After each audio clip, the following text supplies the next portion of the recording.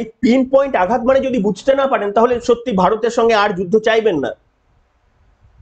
তার কারণ আপনারা যে ধরনের কথা বলছেন যে পাকিস্তানকে ভারত পকেটে পুরে দেবে, পাকিস্তানকে ফুটবল বানিয়ে খেলবে, আরে এইটুকু তো বুঝবেন তো রাশিয়াও ইউক্রেনকে পারেনি। তো এইটা আমার বক্তব্য হচ্ছে, যদি এই রকম মানসিকতা নিয়ে আপনারা পাকিস্তানের সঙ্গে যুদ্ধের জন্য প্রস্তুতি রাখেন তাহলে নরেন্দ্র মোদী একা কিচ্ছু করতে পারবে না। আপনারা এই ক্ষমতা নিয়ে আবার পিওকে দখল করবে বলছেন। অশ্বত্থামা হত ইতি গজর সবাই নাম শুনেছেন। সেই যুদ্ধে যখন অশ্বত্থামা হত বলে শুধুমাত্র আর ইতি গজটা খুব আস্তে করে বলা হয়েছিল ইচ্ছাকৃতভাবে, তখন দ্রোণাচার্য ভেবেছিলেন যে অশ্বত্থামাই মারা গেছে।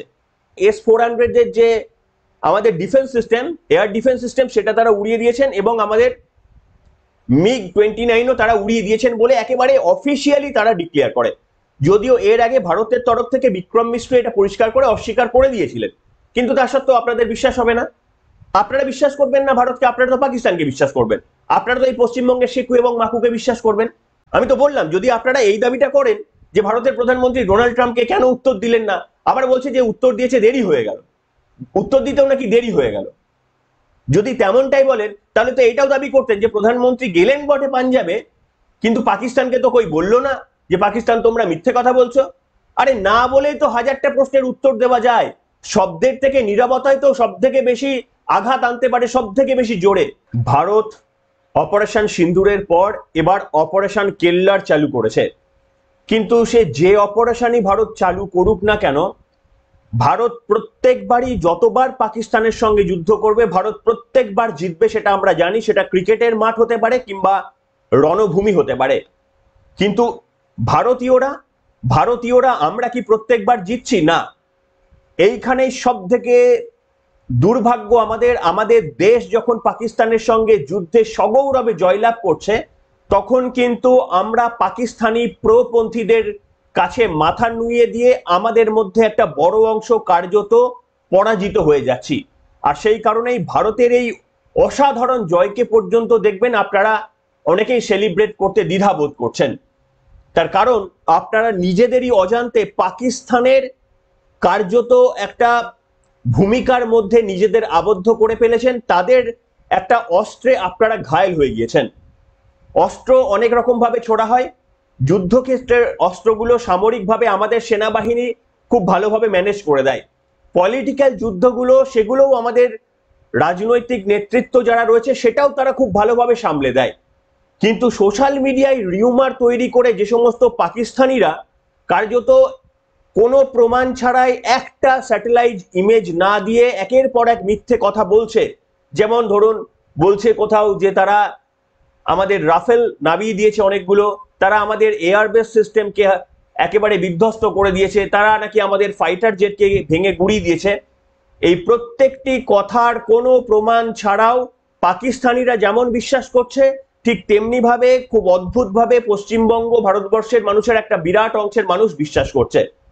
তাই সেই কারণে বললাম, এই অপারেশন সিন্দুর অবশ্যই জিতে গিয়েছে ভারতবর্ষ, কিন্তু পাকিস্তান জিতে গিয়েছে সোশ্যাল মিডিয়ায় মিথ্যে খবর প্রচার করে। পাকিস্তান জিতে গিয়েছে যেটা তারা চেয়েছিল। তারা জানতো যে ভারতবর্ষের মধ্যে শেকু মাকুদের এমন কিছু মরণ ফাঁদ লুকিয়ে আছে, এই শেকু মাকুদের আরো একটু বেশি জাগ্রত করে দিলে, এবং সেই কারণেই প্যান্ট খুলে মারাটা ইচ্ছাকৃতভাবে তারা করেছে। তার কারণ পাকিস্তান, ভারতের শেকু মাকুরা যাতে এই ঘটনাটাকে নিয়ে একটা সাম্প্রদায়িক উন্মাদনা ঘটানোর চেষ্টা করেন এবং তাতে বেশ কিছু সাধারণ মানুষও বুঝতে না পেরে তাতে সহমত দিয়ে দেবেন, এবং সেটাই হলো যুদ্ধক্ষেত্রে এরকম একেবারে নাস্তানাবুদ করে ছেড়ে দিল ভারত। পাকিস্তানের মধ্যে, পাকিস্তানের করাচি বন্দরে হিট করলো, একেবারে স্যাটেলাইট ইমেজ রয়েছে।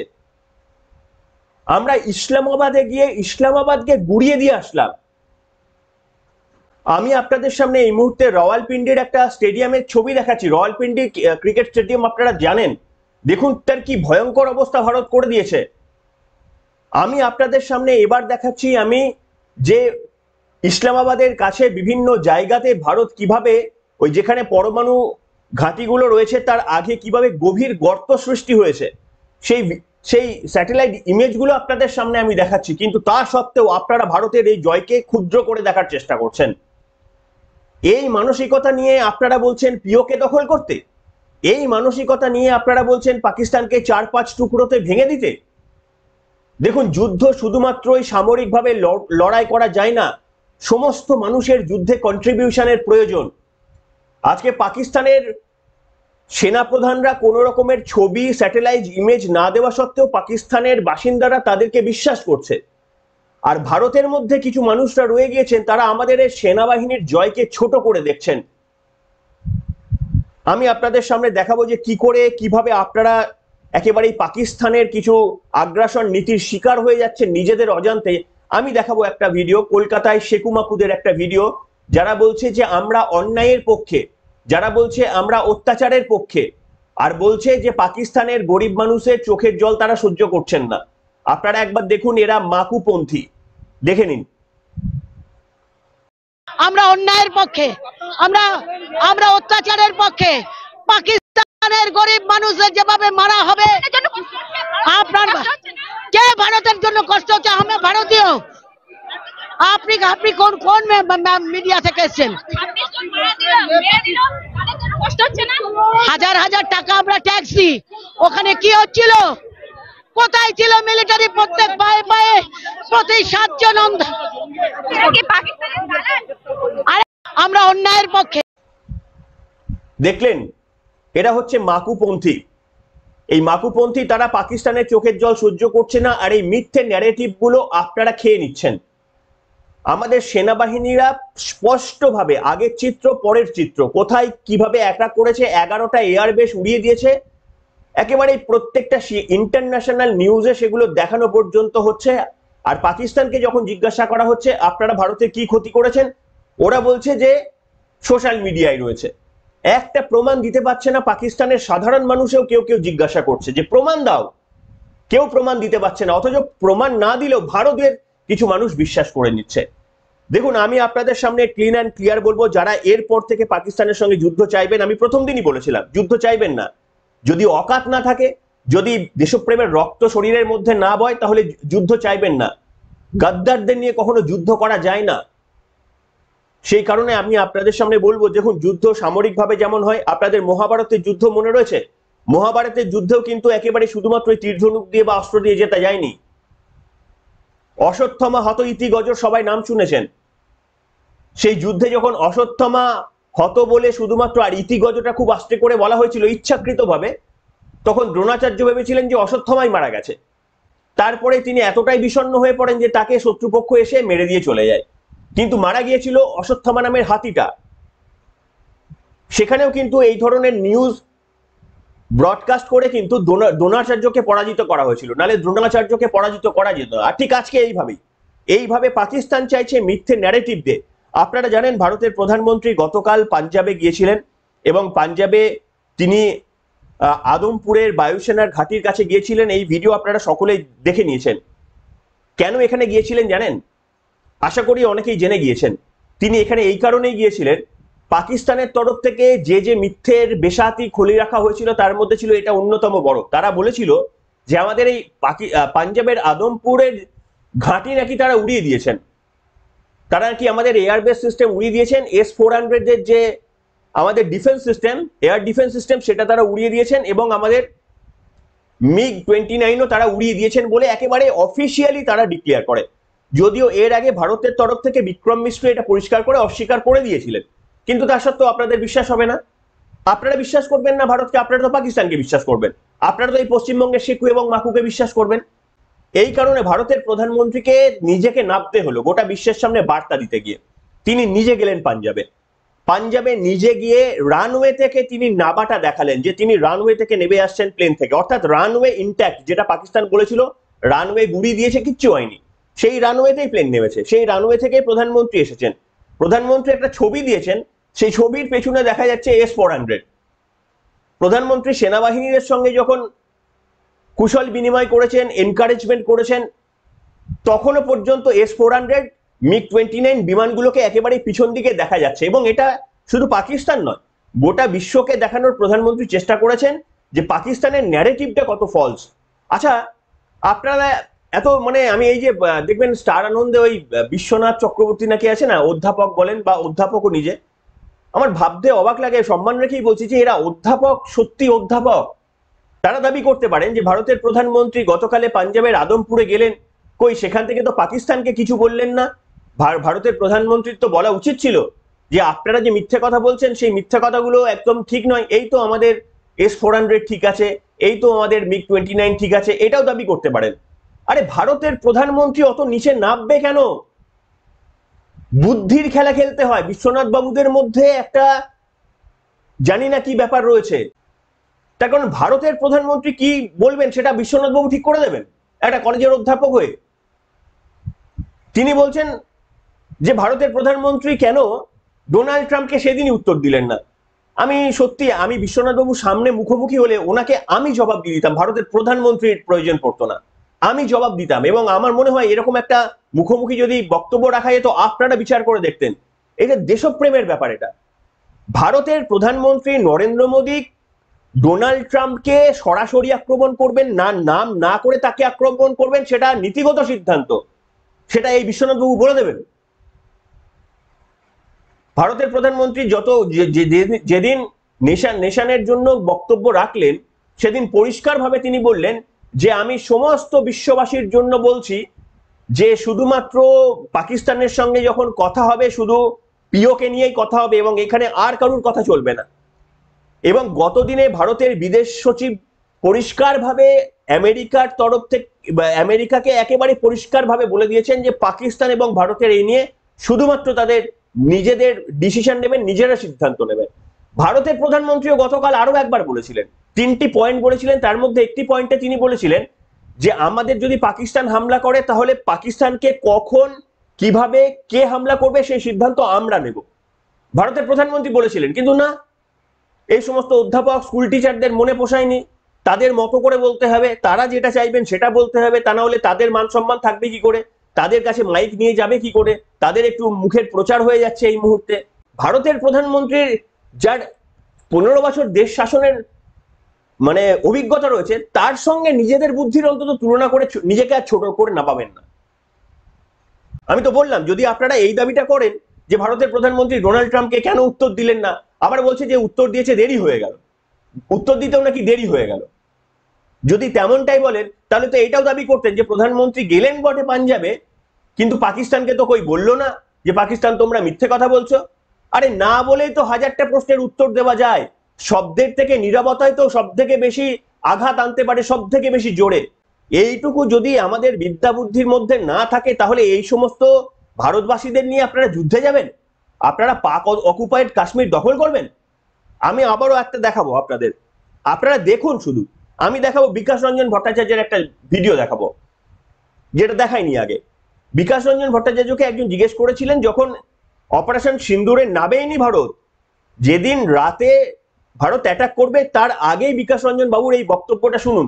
তিনি বলছেন এই সমস্ত দেশপ্রেম টেশপ্রেম, ওই বিহারের নির্বাচন কবে আছে বলুন তো? ও 26-এ, তাহলে ওই 26 পর্যন্তই এই সমস্ত দেশপ্রেম টেশপ্রেম বিজেপি দেখাবে, তারপরে আর কিছু করবে না। তখনও কিন্তু ভারত আক্রমণ করেনি, সম্ভবত যেদিন এই কথা বলেছেন সেই দিন রাতেই ভারত আক্রমণ করেছেন।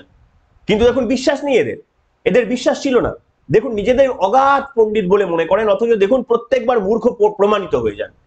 আমার শব্দের জন্য আমাকে মার্জনা করবেন, আমি ইমোশন থেকে বললাম। তারা যথেষ্ট শ্রদ্ধেয় ব্যক্তি, কিন্তু শ্রদ্ধেয় মানে এই নয় যে ভারতের এই মুহূর্তে কঠিন পরিস্থিতিতে তাদের রাজনৈতিক ভিত শক্ত করবেন বলে ভারতের প্রধানমন্ত্রীকে তিনি অপমান করতে পারেন বা তার স্ট্র্যাটেজিকে নিয়ে এই মুহূর্তে কথা বলতে পারেন, যেটা আরো একবার প্রমাণ হয়ে গেল। তাদের এই বক্তব্যগুলো ভুল প্রমাণিত হয়ে গেল। তারা মাত্র 3-4 দিন ওয়েট করে বলতে পারছেন, তাহলে তাদের আর ঢোকটা গিলতে হতো না। শুনুন কি বলেছিলেন বিকাশ রঞ্জন ভট্টাচার্য, শুনুন। বিহারের নির্বাচনের তারিখটা কবে বলুন তো? 2025 নভেম্বরে। তো এই মক ড্রিল টিল দেশপ্রেমের জোয়ার ওই নভেম্বর 25 পর্যন্ত থাকবে, তারপরে থাকবে না। পুরোটা কি আইওয়াস? একেবারে সাধারণভাবে যদি সমস্ত ঘটনা পরম্পরা বিশ্লেষণ করেন। শুনলেন, অপারেশন সিন্দুরের আগে যখন যেদিন মক ড্রিলের ব্যবস্থা করা হয়েছিল, মক ড্রিলটা শুধুমাত্র দেখানোর জন্য, অর্থাৎ কাহি পে নিগাহ হ্যায় কাহি পে নিশানা, ঠিক এরকম একটা স্ট্র্যাটেজি নিয়েছিল। এরা তো বুঝতে পারেনি এরা বলতে শুরু করে দিয়েছে দেশপ্রেম চলবে না, অ্যাকচুয়ালি কিছুই করবে না নরেন্দ্র মোদী। তার সেই দিন রাতেই যখন সবাই গভীর ঘুমে আচ্ছন্ন, তখন আমাদের দেশের সেনারা নিজেদের প্রাণের বাজি নিয়ে এই প্রথমবার পাকিস্তানের এত গভীরে ঢুকে পিন পয়েন্টে আঘাত করেছে। আপনারা, আমি মানে কি করে বলবো যে আপনারা এই পিন পয়েন্ট আঘাত মানে যদি বুঝতে না পারেন, তাহলে সত্যি ভারতের সঙ্গে আর যুদ্ধ চাইবেন না। তার কারণ আপনারা যে ধরনের কথা বলছেন যে পাকিস্তানকে ভারত পকেটে পুরে দেবে, পাকিস্তানকে ফুটবল বানিয়ে খেলবে, আরে এইটুকু তো বুঝবেন তো রাশিয়াও ইউক্রেনকে পারেনি। ইউক্রেন একটা এইটুকু দেশ, সামরিক শক্তিশালী একটা কোনোভাবে শক্তিশালী দেশ নয়, অর্থনীতিতে রাশিয়ার থেকে কত পিছিয়ে রয়েছে।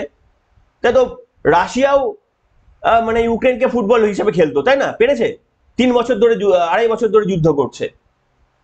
আমরা যদি আমাদের বেসিক সেন্স না কাজ করাই, তাহলে তো পাকিস্তান এখানে আমাদের টেক্কা দিয়ে দিয়েছে। এই একটা জায়গায় পাকিস্তান আমাদের টেক্কা দিয়েছে, মিথ্যের বেসাতিতে নিজেদের দেশের লোককে বিভ্রান্ত করে তারা নিজেদের দিকে টানতে পেরেছে। সেটা পাকিস্তানের কোনো লোক যায়নি, আমাদের ভারতের লোক তাদের দিকে চলে গেছে।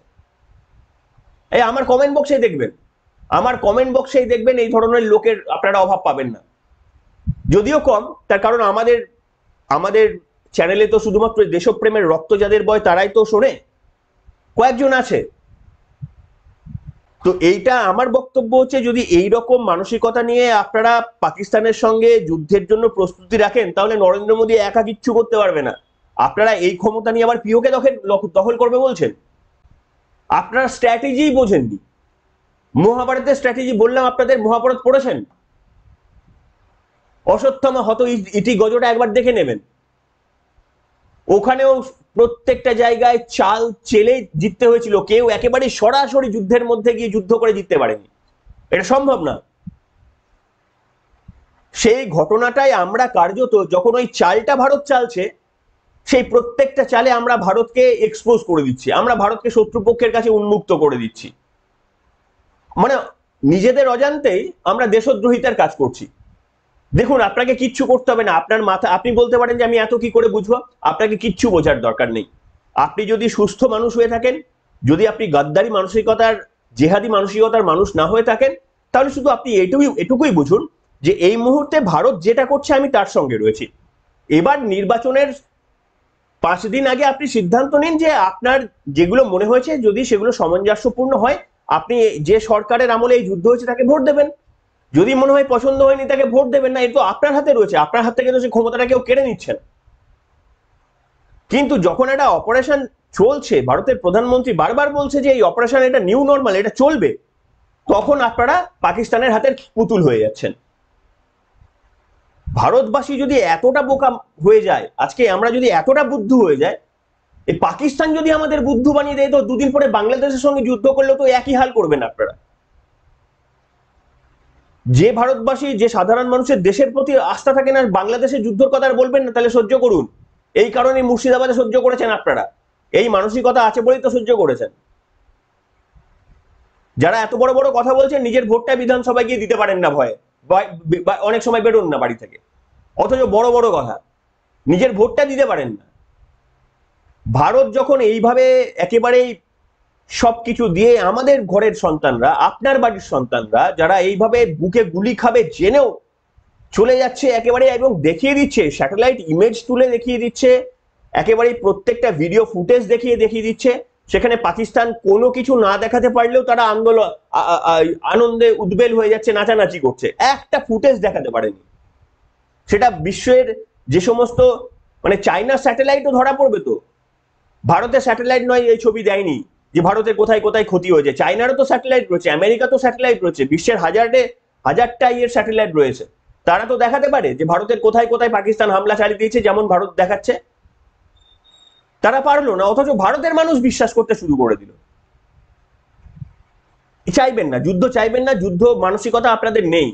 যুদ্ধ করো, আমি প্রথম দিনই আপনাদের বলেছিলাম, ওই নুডলস খেতে খেতে আপনারা ভেবেছিলেন ভিডিও গেম, মরছে ওরা মরুক, আর আমরা নুডলস খাবো, এরকম যুদ্ধ চাইবেন না, আমি প্রথম দিনই আপনাদের বলেছিলাম। আর দেখুন ঠিক সেটাই হলো, যুদ্ধের মানসিকতা নেই।